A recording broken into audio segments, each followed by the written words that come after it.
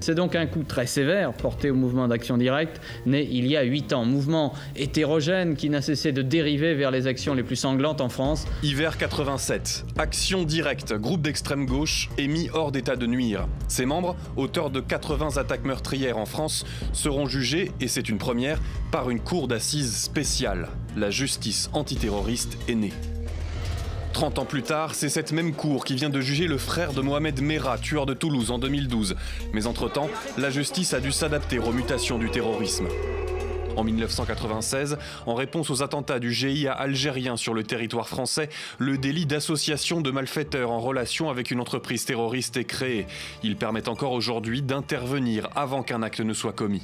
En 2011, les magistrats pourront même prolonger certaines gardes à vue jusqu'à 6 jours en cas de risque sérieux d'une action terroriste.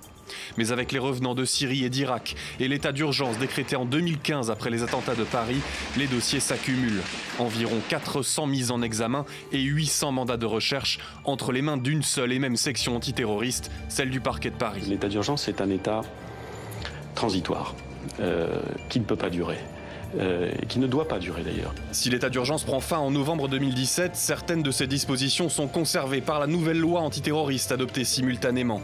La pression sur les procureurs, dont les moyens n'augmentent pas, s'accentue. C'est notamment pour l'alléger qu'une juridiction autonome verra le jour en 2018, un parquet antiterroriste basé à Paris avec un maillage de magistrats sur le territoire. Mais selon certains, dont vous, Béatrice Brugère, ancienne juge antiterroriste, cette justice est encore trop centralisée, à l'heure où la menace djihadiste se veut toujours plus diffuse et clandestine.